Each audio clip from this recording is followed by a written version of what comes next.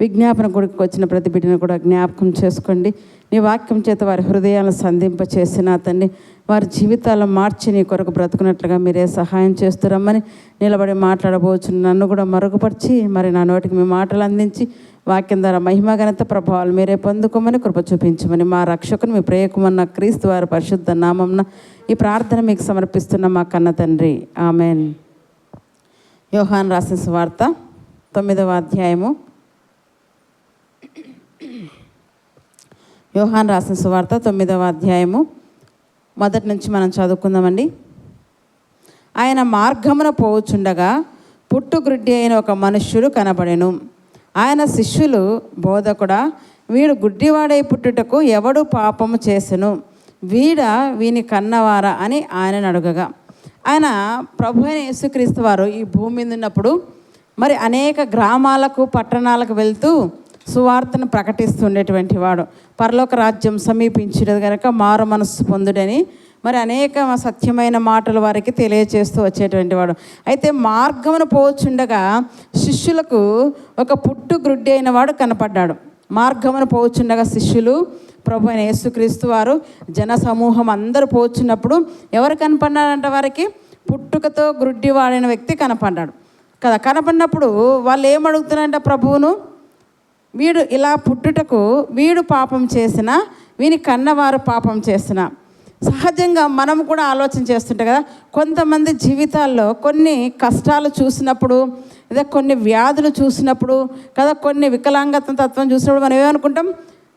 లోకపరంగా అయితే ఏమంటారంటే పోయిన జన్మలో ఏమన్నా పాపం చేశారేమో, లేదా వీళ్ళ తల్లిదండ్రులు ఏమైనా పాపం చేశారేమో, అందుకే వీడు ఇలా పుట్టాడు, అందుకే ఈ రోగాలు, అందుకే ఈ స్థితి, ఈ గతి అనేసి మనం వెంటనే అనేస్తుంటాం. మనకు కూడా తెలియదు కదా. అలాగే శిష్యులు కూడా ఏమంటున్నారా?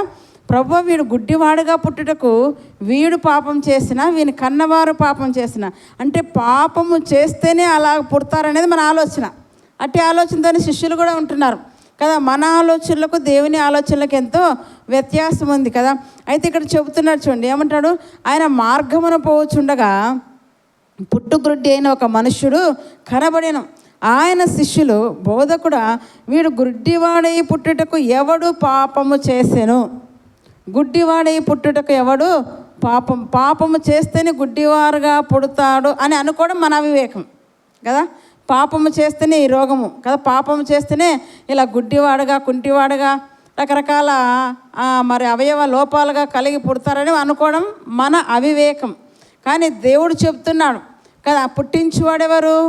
ఆయనే. అందుకే నిర్గమకాండములో మరి మోషేతో దేవుడు ఒక మాట చెప్తున్నాడు, మోషే నువ్వు వెళ్ళి ఫరో ఎదుట నిలబడి నా గురించి ప్రకటించు, నా గురించి చెప్పు, నా బిడ్డలు పంపించమని అడిగినప్పుడు ఆయన ఏమంటాడంటే, మోషే చూడండి, ఆయన సాకు చెప్తున్నాడు. మోషే ఏంటని చెప్తున్నాడంటే 4వ అధ్యాయం నిర్గమకాండం 10వ వచనం, 4వ అధ్యాయం 10వ వచనం. అప్పుడు మోషే, ప్రభువా, ఇంతకు మునుపైనను నీవు నీ దాసునితో మాట్లాడినప్పటి నుండి అయినను నేను మాట నేర్పరిని కాను, నేను నోటి నాలుక మాంద్యం గలవాడనని యెహోవాతో చెప్పగా, యెహోవా మానవునకు నోరిచ్చిన వాడెవడు కదా, మూగవానినే గాని, చెవిటి వానినే గాని, దృష్టి గల వానినే గాని, గుడ్డి వానినే గాని పుట్టించిన వాడెవడు? ఏమడుగుతున్నాడు ఇక్కడ? మోషే అంటున్నాడు. మోషేకి దేవుడు ఒక పనిని అప్పగిస్తున్నాడు. కానీ ఆ పని చేయడానికి మోషే ఏం చేస్తున్నాడు? సాకు చెప్తున్నాడు. ఏమంటున్నాడు మోషే? అప్పుడు మోషే, ప్రభువా, ఇంతకు మునుపైనను నీవు నీ దాసునితో మాట్లాడినప్పటి నుండి అయినను నేనేమంట మాట నేర్పరిని కాను అంటున్నాడు. నిజంగా ఈయన మాట నేర్పరి కాడా? ఇంకేమంటాడు? నోటి మాంద్యం నాలుక మాంద్యం గలవాడనని యెహోవాతో చెప్పగా. మరి ఆయనకు తెలీదా మోషే నోటి మాంద్యం గలవాడు, నాలుక మాంద్యం గలవాడు కదా? మరి ఆయనకి ఏమీ లేదంటగా దేవునికి తెలీదా? తెలుసు. అయినా ఎందుకు మోషేని ఎన్నుకుంటున్నాడు? మోషే ఎలాంటి వాడు చూడు. మోషే ఏమంటాడంట, మాట నేర్పరిని కాను అంటున్నాడు. నేను మాట నేర్పరిని కాను, నేను నోటి మాంద్యం గలవాడను, నాలుక మాంద్యం గలవాడను అంటే అది చెబుతున్నప్పుడు దేవుడు వెంటనే కలుగు చేసుకుని ఏం చేస్తున్నాడంట, యెహోవా అంటున్నాడు కదా. ఏమంటాడు మోషేతో? మానవునికి నోరిచ్చిన వాడెవడు? మనం చక్కగా మాట్లాడగలుగుతున్నాం. కొంతమంది ఇలా మాట్లాడలేరు కదా, నత్తిగా మాట్లాడుతుంటారు. కొంతమంది అసలే మాట్లాడలేరు, మూగవారు సైగలు చేస్తుంటాడు. అంతే, అందరినీ పుట్టించిన వాడెవరు? దేవుడే కదా. కొందరు కుంటివారిగా పుట్టించాడు, కొందరు గుడ్డివారిగా పుట్టించాడు, కొందరు మూగవారిగా పుట్టించాడు, కొందరు చెవిటివారిగా పుట్టించాడు. అందులో తల్లిదండ్రుల పాపం అయితే ఏమీ కూడా లేదండి. అందుకే ఇక్కడ ఈ మాటకు సమాధానం ఇస్తున్నాడు. ఏమంట? యెహోవా మానవునికి నోరిచ్చిన వాడెవడు అంటున్నాడు. ఆయన అంటున్నాడు కదా మోషేతో, మానవునికి నోరిచ్చింది ఎవరు? నేనే. మానవునికి నోరిచ్చిన వాడెవడు? మూగవాణినే కానీ, చెవిటి వాణినే కానీ, దృష్టి గల వాణినే కానీ, గుడ్డి వాణినే కానీ. ఇప్పుడు మనకు అక్కడ ప్రశ్నకి ఇక్కడ ఏమొచ్చేసింది? సమాధానం వచ్చేసింది. శిష్యులు ఏమడుగుతున్నారు? ప్రభువా, వీడు గుడ్డివాడుగా పుట్టుటకు వీడు పాపం చేసిన, వీని కన్నవారు పాపం చేసిన అంటే దేవుడు ఏమంటున్నాడు? వీడైనా పాపం చేయలేదు, వీని కన్నవారైనా పాపం చేయలేదు. అలా పుట్టాలని ఎవరు నిర్ణయించారు? దేవుడు కదా. గుడ్డివాడుగా పుడితే ఆ వ్యక్తి ద్వారా దేవుడు మహింపరచాలని దేవుడు ఇష్టపడుతున్నాడు కదా. మరి కుంటివాడుగా పుడితే ఆ అవయవలోపం ద్వారానే దేవుడు మహింపరచబడని దేవుడు ఇష్టపడుతున్నాడు. మరి ఇలాగ కొంతమంది మనం గమనిస్తే మన సమాజంలో కూడా ఎంతోమంది అలాగే ఉన్నారు. ఒక వ్యక్తి ఉన్నాడు కదా, అతనికి ఏం లేవండి, 2 చేతులు లేవు, 2 కాళ్ళు లేవు. మొండముతో ఆయన ఏం చేస్తున్నాడు? అనేక దేశాలకు, ప్రాంతాలకు ఏం చేస్తున్నాడు? ఆయన సువార్తను ప్రకటిస్తున్నాడండి. అన్ని అవయవాలుండి మనం ఏం చేస్తున్నాం చెప్పండి కదా? ఏమీ చేయడం లేదు. కానీ ఆయన ఈ మధ్యకాలం కోల్కతాకు కూడా వచ్చాడు. చక్కగా ఆయన పేరేంటి నాకు తెలియదు కానీ నిక్ కదా. హైదరాబాద్ కూడా వచ్చినట్టు నిక్, కర్నూలు కూడా వచ్చాడు నిక్. అంటే ఆయన ఎందుకు పిలిపించారంటే ఆయనను చూసినప్పుడు ఇతరులు మోటివేషన్ అవుతారు. అంటే అన్ని అవయవాలుండి మేమేమి సాధించలేకపోతున్నాం, ఈయనకు చేతులు కాళ్ళు చిన్న చిన్నగా ఆడానే ఉన్నాయి, ఇంతే ఉన్నది. పూర్తిగా మీరు చూస్తే ఉత్తమ మొండెం ఒకటే కనపడుతుంది మనకు కదా. ఆ మొండెముతోనే ఆయన స్విమ్మింగ్ చేయగలడు, ఆ మొండెంతోనే మెట్లెక్కగలడు, ఆ మొండెంతోనే అన్ని పనులు ఆయన చేసుకుంటాడు. మరి అలా పుట్టినందుకు తను ఎంతగా దేవుని దూషించాలండి కదా. మనకి ఏదో చిన్న లోపం అయితేనే వెంటనే ఏం దేవుడు నాకు ఈ లోపం ఇచ్చాడు అని వెంటనే మనం దేవుని దూషిస్తాం. కానీ ఆయన అలా దూషించడం లేదు. ఆ దేహముతోనే, ఆ మొండంతోనే ఆ నిక్కేం చేస్తున్నాడంట? దేవుణ్ణి మహిమపరుస్తున్నాడు. అనేక ప్రాంతాలకు వెళ్తున్నాడు, అనేక దేశాలకు వెళ్తున్నాడు, సువార్తను ప్రకటిస్తున్నాడు. ప్రతి యవనస్తుని, ప్రతి ఒక్కరిని కూడా మోటివేషన్ చేస్తున్నాడు. ఇలాంటి స్థితిలో ఉన్న నేను మాట్లాడాలి, దేవుని విషయంలో దూషించాలి. కానీ దేవుడు నాకు ఈ ఆకారం కాదు, ఆత్మ నుంచాడు, ఆయుష్నిచ్చాడే, అందుని బట్టి నేను దేవుని స్తుతిస్తాను కదా. పరలోకం వెళ్ళాలంటే కాలు చేతులు అవయవాలు చక్కగా ఉంటే పరలోకం పోరు. అన్ని అవయవాలు చక్కగా ఉంటే పరలోకం మొత్తం అని అనుకోవడం మన భ్రమ. అవయవాలు లేకపోయినా దేవునిలో ఉంటే, ఆత్మ ఉంటే చాలు కదా, మనం పరలోకానికి వెళ్ళాలి. అందుకే ఒక్కోసారి మత్తయి సువార్తలో ప్రభువైన యేసుక్రీస్తు వారు ఏమంటే, నీ కన్ను నిన్ను అభ్యంతరపరిస్తే ఏం చేయమన్నారు? దాన్ని తీసివేయి. 2 కన్నులు కలిగి నరకంలోకి పోయే కంటే 1 కన్నుతో పరలోకం పోవచ్చు అన్నాడు కదా. చెయ్యి అభ్యంతరపరిచిందే, చెయ్యిని తీసివేయి కదా. అవయవాలుండి మనం ఏం చేస్తున్నాం? లేనటువంటి వారు ఎంతోమంది చూడండి, గుడ్డివారు కానీ, మెంటల్ పరంగా బాగాలేనటువంటి వారు కానీ, మరి ఎంతో చక్కగా అందరు సువార్తను వాళ్ళకు వచ్చిన పరిధిలో కొంతలో కూడా కొంత దేవుని సువార్తను వారు ప్రకటిస్తున్నారు. అన్నీ ఉండి కూడా మనం ఎన్నో సాకులు చెప్తున్నాం. సాకులు ఎప్పుడు చెప్పకూడదు, దేవునికి నచ్చదు. మోషే కూడా సాకు చెప్తున్నాడు, ప్రభువా నేను నోటి మాంద్యం గలవాన్ని, నాలుక మాంద్యం గలవాన్ని కదా, ఇంతకు మునిపైనా ఇప్పుడైనా నేను మాట నేర్పరిని గాను అంటే దేవునికి తెలీదా? సమస్తము తెలుసు. అయినా దేవుడు ఏం చేస్తున్నాడు? నీవే కావాలి, నీతోనే నాకు పని ఉంది. అందుకే చెప్తున్నా, ఆ ప్రశ్నకి ఇక్కడ సమాధానం మనకు దొరికింది కదా. మూగవానిగానైనాను, చెవిటివానిగానైనాను, గుడ్డివానిగానైనాను, కుంటివానిగానైనాను పుట్టించిన వాడెవడు? నేనే. ఆ అవయవ లోపం ద్వారానే నేను మహిమపరచబడాలి. అయితే ఇప్పుడు ప్రభువైన యేసుక్రీస్తు వారి దగ్గర శిష్యులు ఏమడుగుతున్నారంటే, మరి అక్కడికి వచ్చేద్దాం యోహాను సువార్తకు. ఆయన మార్గమున పోవుచుండగా పుట్టుగ్రుడ్డి అని ఒక మనుష్యుడు కనబడెను. ఆయన శిష్యులు, బోధకుడా, వీడు గ్రుడ్డివాడై పుట్టుటకు ఎవడు పాపము చేసెను? వీడా, వీని కన్నవారా? ఇప్పుడు మనం అర్థం చేసుకోవాలి. పాపము చేస్తే అలా పుట్టరు. మీరు ఆలోచన చేయాలి. పాపము చేస్తే అవయవ లోపాలతో పుట్టరు. మరి ఎలా పుడతారంటే, ఎందుకు పుట్టారు ఎలా వారంటే, అది దేవుని చిత్తం అంతే. ప్రశ్నించడానికి మనం ఎవరు? ఇప్పుడు కుమ్మరి చేతిలో కుండ తయారు కావాలన్నా కదా, కుమ్మరి ఏం చేస్తాడు? మట్టిని బాగా పిసికి ఏం చేస్తాడు? సారెపైన ఉంచుతాడు. సారెపైన ఉంచిన తర్వాత దాన్ని ప్రమిదగా చేయవచ్చు, కుండగా చేయవచ్చు కదా, కుండ మరి బాణగా చేయవచ్చు, ఆయన ఇష్టం అది. మనం ఎందుకు నన్ను ఇలా చేసామని ప్రశ్నించే అధికారం, హక్కు అయితే మనకు లేదు. ఆ కుండకు కూడా లేదు కదా. మనం ఎలాంటి వారము? సారెపైన జిగటమను లాంటి వారం కుమ్మరి ఆయన, అది ఆయన ఇష్టం, తను ఎలాగైనా చేయగలరు. కానీ ప్రశ్నించే అధికారం, హక్కు అయితే మనకు లేదనమాట. ఇక్కడ కూడా ఆయన చెప్తున్నాడు కదా, ఏమంటాడంట ఇక్కడ మనం గమనిస్తే, వీడైనను వీని కన్నవారైనను పాపము చేయలేదు అని చెబుతూ 3వ వచనంలో ఏమంటాడు, యేసు వీడైనను వీని కన్నవారైనను పాపం చేయలేదు, కానీ దేవుని క్రియలు వీని యందు ప్రత్యక్షపరచబడుటకే వీడు గుడ్డివాడుగా పుట్టెను. ఎందుకు అలా పుట్టాడంట? దేవుని క్రియలు ఆ గుడ్డి వ్యక్తిలో కదా ఏమిటంట, మరి ప్రత్యక్షపరచబడుటకే అతడు గుడ్డివాడుగా పుట్టాడు. ఆ క్రియలు ప్రత్యక్షపరచుటకి, ఏ క్రియలంట? దేవుని క్రియలు ప్రత్యక్షపరచబట్టకే అతడు గుడ్డివాడుగా పుట్టాడని ఇక్కడ ప్రభు అయిన యేసుక్రీస్తు వారు చెప్తున్నాడు. వీడైనను వీని కన్నవారైనను పాపం చేయలేదు, కానీ దేవుని క్రియలు వీని యందు ప్రత్యక్షపరచబడుటకే వీడు గుడ్డివాడుగా పుట్టెను. ఎందుకు గుడ్డివాడుగా పుట్టాడంటండి? దేవుని క్రియలు వాని ద్వారా ప్రత్యక్షపరచబడుటకే. ఇంకేంటంట? దేవుని క్రియలు మూగవానిగా పుట్టినా, చెవిటివానిగా పుట్టినా, కుంటివానిగా పుట్టినా, ఏ రకంగా పుట్టినా వాని ద్వారా దేవుని క్రియలు ప్రత్యక్షపరచబడుటకే దేవుడు అలాగా పుట్టించాడు. అదే తప్పించి పాపం చేస్తే అలా పుడతారని అనుకోవడము అది అవివేకము. కనుక అది మన మైండ్లోంచి మనం తీసేసుకోవాలి ఈ రోజు నుంచి కదా. ఎందుకు పుట్టాడు అని ప్రశ్నించకూడదు. ప్రభువా ఈ బిడ్డనిచ్చావు, నీ పని నిమిత్తం నీ చిత్తం కోసం వాడుకొని మనము అడగాలి. అయితే 4వ వచనంలో ఏమంటారు చూడండి, మనం గమనిస్తే, పగలున్నంత వరకు నన్ను పంపిన వాని క్రియలు మనము చేయుచుండవలను. పైనేమో ఏం చెప్తున్నాడు? వీడైనను వీని కన్నవారైనా పాపం చేయలేదు, దేవుని క్రియలు వీనెందు ప్రత్యక్షపరచబడికి అని చెబుతూ కదా వీడు గుడ్డివాడగా పుట్టాడు. వెంటనే కిందికి వచ్చేసరికి మరి ఇంకో టాపిక్ వస్తుంది. ఏంటంట? పగలున్నంత వరకు నన్ను పంపిన వాని క్రియలు మనము చేయుచుండవలను. వాళ్ళు అడిగింది ఏంటి? వీడు గుడ్డివాడగా పుట్టాడు, అలా పుట్టడం కారణం ఏంటి? దానికి ఏం చేశాడు? పాపం అన్నాడు. పాపం కాదని అన్నాడు. మరి వాని ద్వారా దేవుని క్రియలు ప్రత్యక్షపరచబడాలన్నాడు. అయితే ఏ విధంగా ప్రత్యక్షపరచబడాలన్నప్పుడు ఇక్కడ చెప్తున్నాడు ఏంటంట, పగలు ఉన్నంత వరకు నన్ను పంపిన వాని క్రియలు మనము చేయుచుండవలెను. పగలున్నంత వరకు, ఉండడానికి ఇప్పుడు చీకటి అయింది, విజ్ఞాపన కూడికి వచ్చాం కదా మనము. చీకటి అయింది. చీకటిలో ఏ పని మనం చేయగలమా? చీకటిలో బయటికి వెళ్ళగలమా? చీకటిలో కదా ఏ పని కూడా చేయలేము. చీకటిలో పని చేయాలంటే ఏం కావాలి? మనకు వెంటనే వెలుగు అవసరం. వెలుగు లేకుండా ఏ పని కూడా మనము చేయలేము.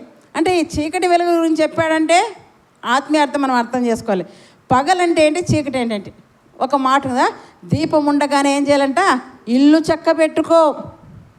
పాటలు కూడా రాశారు భక్తులు ఎంతో చక్కగా. దీపం ఉండగానే ఇల్లు చక్క పెట్టుకో. ఏ దీపము? నరుని ఆత్మ యెహోవా పెట్టిన దీపం. మన శరీరంలో ఈ ఆత్మ అనేది ఒక దీపం.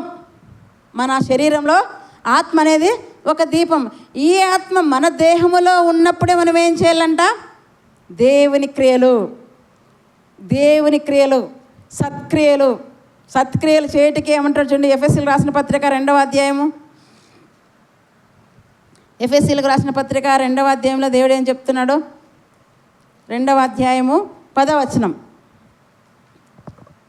మరియు వాటి యందు మనము నడుచుకున్న వల్లని దేవుడు ముందుగా సిద్ధపరిచిన సత్క్రియలు చేయుటకై మనము క్రీస్తు యేసునందు సృష్టింపబడిన వారమై ఆయన చేసిన పని అయి ఉన్నాము. మనం దేనికోసం ఈ భూమి మీద సృష్టింపబడ్డామంట? మరియు వాటి యందు మనము నడుచుకున్న వల్లని దేవుడు ముందుగా సిద్ధపరిచిన సత్క్రియలు చేయుటకై. ఎంత ముందుగా? జగత్తు పునాది వేయబడక మునిపే. మనిషి ముందు పుట్టాడా? పని ముందు పుట్టిందా? 6 దినాలు దేవుడు ఏం చేశాడంట? సృష్టిని చేశాడు. 6వ దినమున మనిషిని చేశాడు. మనిషిని చేసి ఏం చేశాడు? ఏదేను వనంలో నువ్వు ఈ తోటను ఏం చేయాలంట? సేద్యపరచుము, తోటను ఖాయం. అందుకే ఇక్కడ మనకి ఏం చెప్తానంట? మరియు వాటి యందు మనం నడుచుకున్న వల్లని దేవుడు ఏంటంట? ముందుగా సిద్ధపరిచిన సత్క్రియలు చేయుటకై మనమందరం ఏం చేయాలంటండి? సత్క్రియలు. పగలున్నంత వరకు ఇక్కడ ఏం చెప్తున్నానంట? పగలున్నంత వరకు నన్ను పంపిన వాని క్రియలు మనము చేయాలి.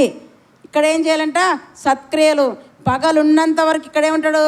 యోహాను సువార్త 9వ అధ్యాయం 4వ వచనంలో పగలున్నంత వరకు నన్ను పంపినాడు. నన్ను అనగా అక్కడ ప్రభు అయిన యేసుక్రీస్తు వారు. వచనం మనం ఆలోచన చేయాలి. పగలు ఉన్నంత వరకు నన్ను పంపిన వాని క్రియలు. దేవుణ్ణి కదా, యేసుప్రభు వారిని ఎవరు పంపించాడంట?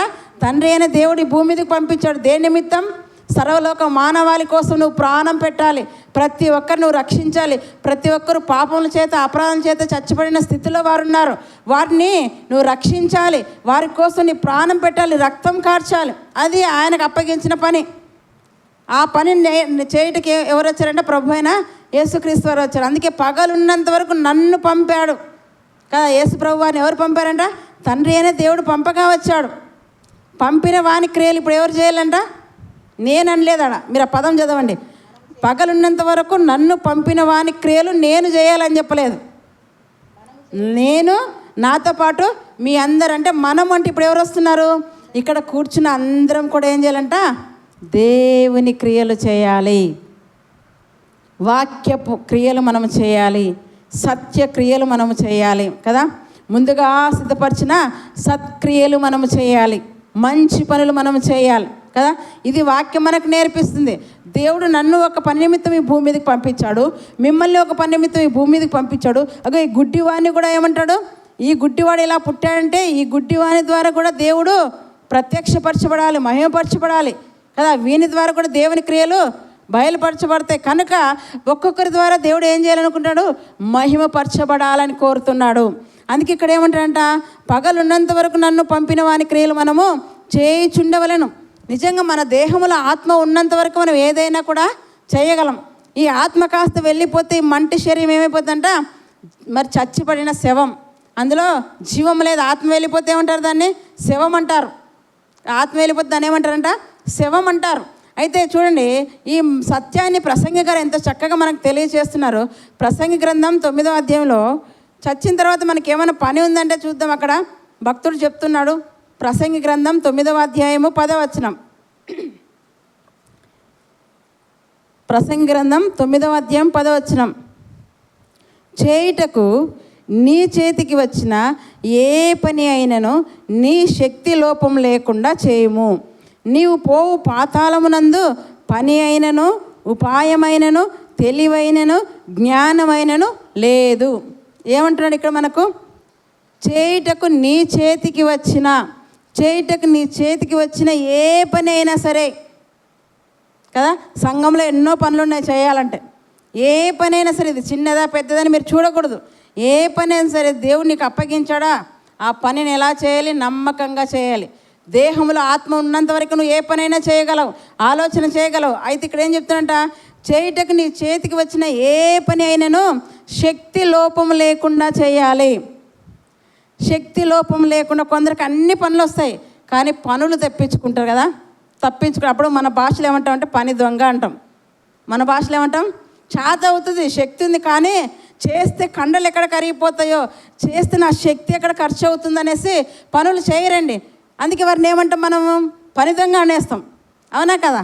కానీ ఇక్కడ వాక్యం చెబుతుంది, నీ చేతికి ఏ పని ఇచ్చినా శక్తి లోపం లేకుండా నువ్వు చేయాలి. అది నీకు ఆశీర్వాదం, తెలియడం లేదు.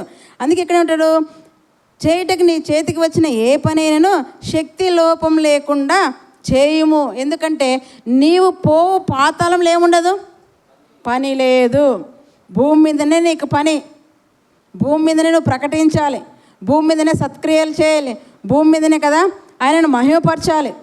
పాతాళంలో నీకు ఏ పని లేదు. ఇంకేంటంట? నీవు పోవు పాతాళం నందు పని అయినను ఉపాయమైనను తెలివైనను జ్ఞానమైనను లేదు. కనుక భూమి మీదనే దేవుడు నీకు ఒక పనిని అప్పగించాడు. ఏంటంట? ముందుగా సిద్ధపరిచిన సత్క్రియలు చేయుటకై దేవుడిని నీ భూమి మీదకి పంపించాడు. కనుక నీ చేతికి ఏ పని వచ్చినా ఆ పనిని ఎలా చేయాలంట? శక్తి లోపం లేకుండా నీవు చేయాలి. నువ్వు చేసే ప్రతి పనిలో కూడా ఏం కనపడాలి? దేవుడు మహిమపరచబడాలన్నమాట. అందుకే కూడా యేసు ప్రభు వారు ఏం చెప్తారంట? పగలున్నంత వరకు ఏం చేయాలంట? నన్ను పంపిన వాని క్రియలు మనము చేయాలి. మనం అంటే అందరినీ కలుపుకున్నాడు. నువ్వు, నేను, మనమందరం కూడా సువార్త ప్రకటిస్తేనే పని కాదండి. సువార్త ప్రకటిస్తేనే పని కాదు. ఒక్కొక్కరికి ఒక పని. కొందరు చక్కగా వంట చేయగలరు, కొందరు చక్కగా శుభ్రం చేయగలరు, కొందరు చక్కగా విశ్వాసుల్ని నడిపించగలరు, కొందరు చక్కగా దాతృత్వము చేయగలరు. అంటే ఒక్కొక్కరు ఒక్కొక్క దాంట్లో టాలెంట్ కలిగి ఉంటారు. అందరూ అన్నీ చేయలేరు కదా. కొందరు చక్కగా బైబిల్ చదవగలరు, కొందరు చక్కగా పాటలు పాడగలరు, కొందరు చక్కగా ప్రార్థన చేయగలరు, కొందరు చక్కగా ఇతరులను మోటివేషన్ చేయడంలో కానీ, ఇతరులను తీసుకురావడంలో కానీ కదా, ఒక్కొక్కరికి ఒక్కొక్క పని, ఒక టాలెంట్ అనేది దేవుడు ఇచ్చింటాడు. దాన్ని గుర్తెరగండి. దాన్ని గుర్తెరిగి ఆ పని నువ్వేం చేయాలంట, శక్తి లోపం లేకుండా నీవు చేయాలి. అలా చేస్తున్నప్పుడు ఆ క్రియల ద్వారా ఏమవుతుందంట, దేవుడు మహిమపరచబడతాడు. మత్తయి సువార్త 5:16 చూద్దాము. ఇంకా మనకు బాగా అర్థం కావాలంటే మత్తయి సువార్త 5వ అధ్యాయము 16వ వచనం. మత్తయి సువార్త 5వ అధ్యాయము 16వ వచనం. మనుష్యులు మీ సత్క్రియలను చూచి పరలోకమందున మీ తండ్రిని మహిమపరచినట్లు వారి ఎదుట మీ వెలుగు ప్రకాశింపనీయుడి అంటున్నాడు. చూడండి, మనుష్యులు మీ సత్క్రియలను చూచి. ఏ మనుష్యులు? మన చుట్టూ ఉన్నవారు. మన చుట్టూ ఎవరున్నారండి? అన్య జనాంగం, అవునా? అవిశ్వాసులు ఉన్నారు, విశ్వాసులు ఉన్నారు. అయితే మన చుట్టూన ఆ జనులందరూ కూడా ఏం చూడాలంట? మన క్రియలను చూసి ఏం చేయాలంట? మనుషులు మీ సత్క్రియలను చూసి పరలోకమందున మీ తండ్రిని మహిమపరచినట్లు. మీరు చేసే సత్క్రియల ద్వారా ఎవరు మహిమపరచబడుతున్నారు? దేవుడు మహిమపరచబడుతున్నాడు. మరి సత్క్రియలుగా చేస్తున్నాం మనం, విశ్వాసమే మనము. లేదా రోమపత్రికలో ఒక మాట ఉంది, ఇది ఇలాగే ఉంచుకుని రోమపత్రిక 2వ అధ్యాయానికి వచ్చేయండి. అక్కడ ఒక మాట చెప్తున్నాం మన గురించి. రోమపత్రిక 2వ అధ్యాయము 24వ వచనం. 2వ అధ్యాయం 24వ వచనం. మిమ్మును బట్టియే కదా దేవుని నామము అన్యజనుల మధ్యను దూషింపబడుచున్నది. అంటే మన ద్వారా దేవునికి ఏం రాబోతుంది? మహిమ వస్తుంది. మన ద్వారానే దేవుని నామానికి అవమానము కూడా, దూషణ కూడా కలుగుతుంది. ఎలా ఉన్నావు క్రైస్తవుడా? ఎలా ఉన్నావు నీవు? దేవుడు ఈరోజు ప్రశ్నిస్తున్నాడు. నీ ద్వారా, నువ్వు చేసే సత్క్రియల ద్వారా దేవుడు మహిమపరచబడుతున్నాడా, లేదా నిన్ను బట్టి దేవుడు ఏమైనా దూషింపబడుతున్నాడా? ఈరోజు పరీక్షించుకో. నీ ద్వారా దేవుడు మహిమపరచబడాలనే నిన్ను పుట్టించాడు. కానీ నువ్వేం చేస్తున్నావు? నీ క్రియల వలన, నీ ప్రవర్తన వలన, నీ మాట వలన, నీ వలన దేవుని నామానికి అవమానం వస్తుందేమో, దూషణ వస్తుందేమో. జాగ్రత్తగా మనము బ్రతకాలి. అదే ఇక్కడ చెప్తున్న మత్తయి సువార్తలు ఏంటంట, మనుష్యులంట మీ సత్క్రియలను చూచి ఎవరిని మహిమపరచాలంట? పరలోకమందున్న మీ తండ్రిని మహిమపరచబడినట్లు వారి ఎదుట ఏం చేయాలంట? మీ వెలుగు ప్రకాశింపనీయుడి. వారి ఎదుట మీ వెలుగు ఏం చేయాలంట? ప్రకాశింపనీయుడి. మీరు ఒకప్పుడు ఎక్కడ ఉన్నటువంటి వారు? చీకటిలో ఉన్నటువంటి వారు. 1 పేతురు 2:9 ఏదంట? అయితే కదా, చీకటిలో ఉన్నటువంటి ఆ మాట ఒకసారి చూసుకుందామా? పేతురు రాసిన 1వ పత్రిక 2వ అధ్యాయము 9వ వచనం. చీకటిలో నుండి ఆశ్చర్యకరమైన తన వెలుగులో నుండి కదా పిలిచిన వారి గుణాతిశయాలు మనం ఏం చేయాలంట? 2:9. అయితే మీరు చీకటిలో నుండి, ఒకప్పుడు మనం ఏమైనామంటే అందరము చీకటి, అంధకార సంబంధమైన క్రియలు చేస్తూ చీకటిగా ఉన్నటువంటి వారం, పేరుకు మాత్రమే జీవిస్తున్నా కానీ చచ్చిన వారితో సమానంగా ఉన్నటువంటి వారం. అయితే ఎప్పుడైతే క్రీస్తు అనే వెలుగు మన మీద ప్రకాశింపబడిందో, ప్రకాశించే మనం ఏం చేయాలంటే అనేకులను ప్రకాశించే వారిగా చేయాలి. అది ఇక్కడ చెప్తున్నాడు కదా, ఏమంటాడు 2:9లో? అయితే మీరు చీకటిలో నుండి ఆశ్చర్యకరమైన తన వెలుగులోనికి మిమ్మును పిలిచిన వాని గుణాతిశయములను ప్రచురము చేయ నిమిత్తము. మనల్ని పిలిచాడు దేవుడు కదా, జగత్తు పునాది వేయబడక మునిపై నిన్ను నన్ను మనల్ని అందరినీ కూడా దేవుడు ఏర్పరచుకున్నాడు. దేనికోసమంట? సత్క్రియలను చేయుటకు, ముందుగా సిద్ధపరిచిన సత్క్రియలు చేయుటకు. ఏంటి ఆ సత్క్రియలు అంట? ఆయన యొక్క గుణాతిశయములను ప్రచురించడానికి. మీరందరూ చీకట్లో ఉన్నారు, మనమందరం చీకట్లో ఉన్నటువంటి వారమే. కానీ ఎలా పిలిచారంట? ఆశ్చర్యకరమైన వెలుగులోనికి. ఎవరు ఆశ్చర్యకరమైన వెలుగు? యేసు ప్రభు వారే. నేను వెలుగు అన్నాడు కదా యోహాను సువార్త 1వ అధ్యాయంలో. నేను వెలుగై ఉన్నాను, నేను లోకమును వెలిగించాను, నిన్ను నన్ను దేవుడు వెలిగించాడు. వెలిగింపబడిన మనము ఏం చేయాలంట? అనేకులను వెలిగించేవారికి. అందుకే పగలున్నంత వరకు ఏం చేయాలంట? మనము ఆయన పనుల్లో ఉండాలి. చీకటి రాబోతుంది, మరణం రాబోతుంది, చస్తే ఏమి పని లేదు పాతాళంలో. బ్రతికున్నప్పుడే ఇది చేద్దాం అది చేద్దాం అని ఒకరినొకరు ఏం చేయాలంటే పురికొల్పుకోవాలి. దేవుని పనుల్లో విషయంలో ఏం చేయాలంటే ఒకరినొకరు పురికొల్పుకోవాలి. అయ్యో ఈరోజు ఈ పని ఉంది, రేపు ఆ పని చేద్దాం, ఇంకో పని చేద్దామని మనం ఏం చేయాలంటే ఒకరికొకరు పురికొల్పుకోవాలంట. అందుకే ఇక్కడ ఏం చెప్తుంట, పగలున్నంత వరకు ఏం చేయాలంట, నన్ను పంపిన వాని క్రియలు మనము చేయాలి. అంటే మన జీవితాల ద్వారా దేవుడు మహిమపరచబడాలని ఇష్టపడుతున్నాడు. అందుకే మన క్రియలు ఎలా ఉండాలంటే, మన సత్క్రియలు దేవునికి మహిమ తెచ్చే విధంగా ఉండాలి. మనుష్యులు కదా మీ సత్క్రియలను చూచి పరలోకమందున దేవుణ్ణి మహిమపరిచినట్లుగా మీ వెలుగు ఏమై ఉండాలంట, మీ వెలుగు ప్రకాశించాలంట.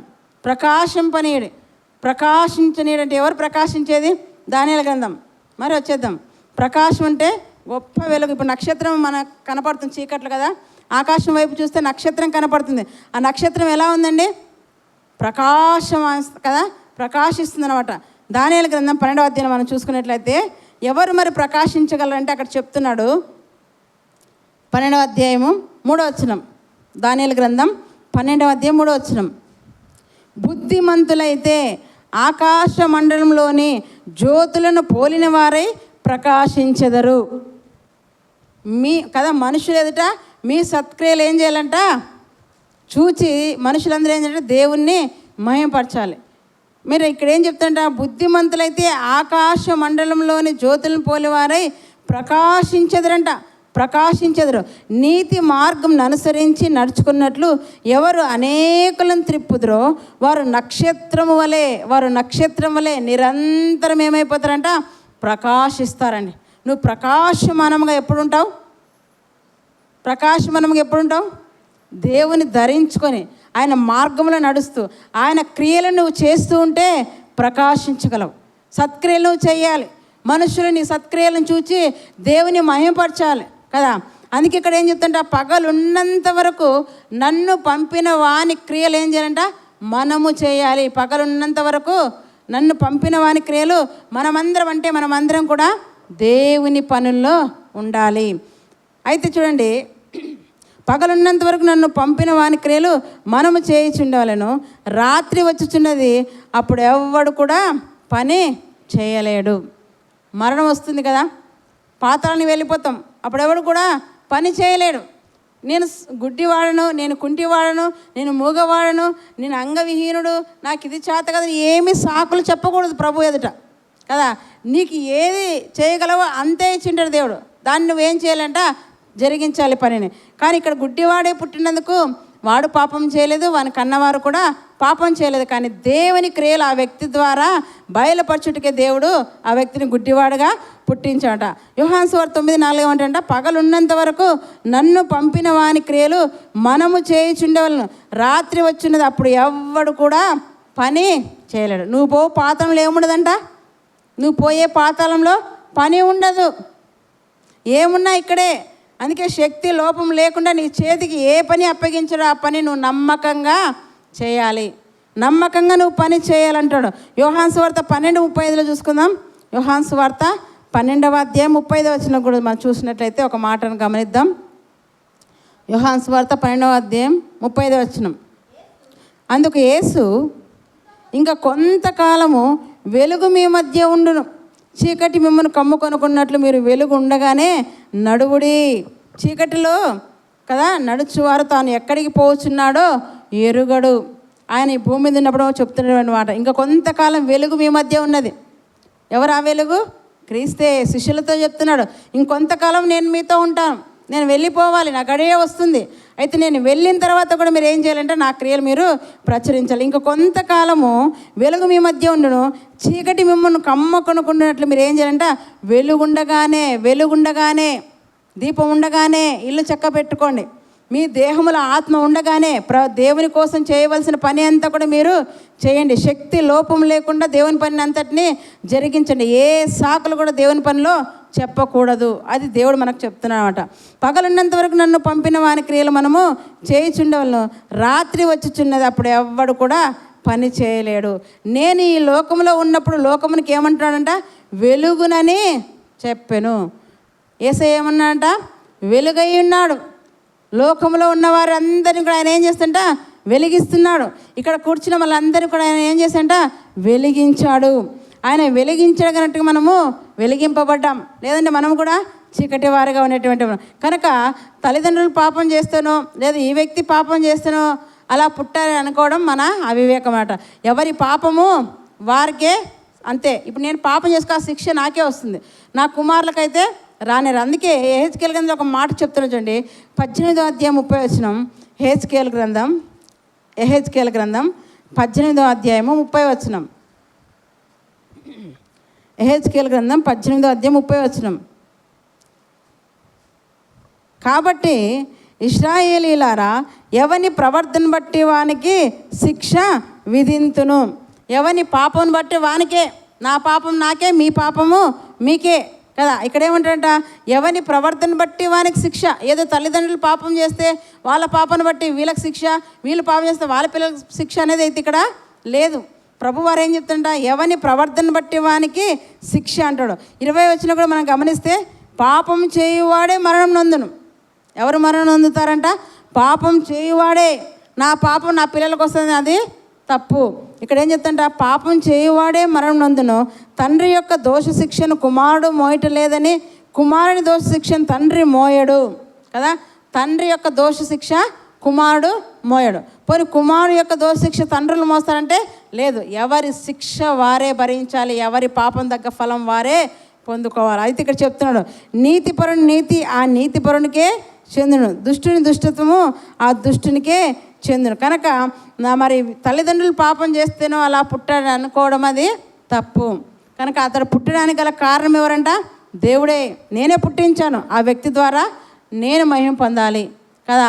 నా క్రియలు ఆ వ్యక్తిలో ప్రత్యక్షపరచబడాలనేసి దేవుడు ఆ వ్యక్తిని అలాగా పుట్టించినట్టుగా శిష్యులకు దేవుడు ఏం చేసంట, యేసుప్రభు వారు చక్కటి సమాధానము చెప్పి ఆ వ్యక్తిని ఏం చేసంట, స్వస్థపరిచాడు, కంటి చూపును అనుగ్రహించాడు. చూద్దాము 6వ వచనం, యోహాను సువార్త 9:6. ఆయన ఇట్లు చెప్పి నేల మీద ఉమ్మి వేసి ఉమ్మితో బురద చేసి వాని కన్నుల మీద ఆ బురద పూసి, నీవు సిలోయమను కోనేటికి వెళ్ళి అందులో కడుగుకో అని చెప్పగా, సిలోయమను మాటకు పంపబడిన వాడని అర్థం. వాడు వెళ్ళి కడుగుకొని చూపు గలవాడై వచ్చెను. ఏం చేశాడు? ఇదంతా అంటే ఈ వ్యక్తి ద్వారా అక్కడున్న శిష్యులకు ఏం చేస్తున్నాడు? యేసుప్రభు వారు పాఠం నేర్పిస్తున్నాడు. ప్రతి చోట చూడండి, ఆయన వెళ్తున్నప్పుడు ప్రతి సందర్భంలోనూ శిష్యులకి ఏం నేర్పిస్తుంట? పాఠం నేర్పిస్తున్నాడు. ఈరోజు ఆ పాఠం వారికే కాదు, మనకు కూడా పాఠం. కనుక ఇప్పుడు మనం ఏమనుకోవాలి?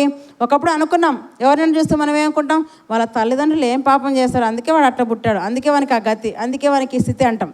కానీ ఈరోజు ఆ అపోహను మనము తీసివేసుకోవాలి. దేవుడు వారిని అలాగా పుట్టించాడు. అయితే మనం ఏం చేయాలంట, నీకు నాకు దేవుడు ఏం చెప్తాడంట, మన దేహంలో ఆత్మ ఉన్నంత వరకు మనల్ని పంపిన వాని యొక్క క్రియలు మనము చేయాలి.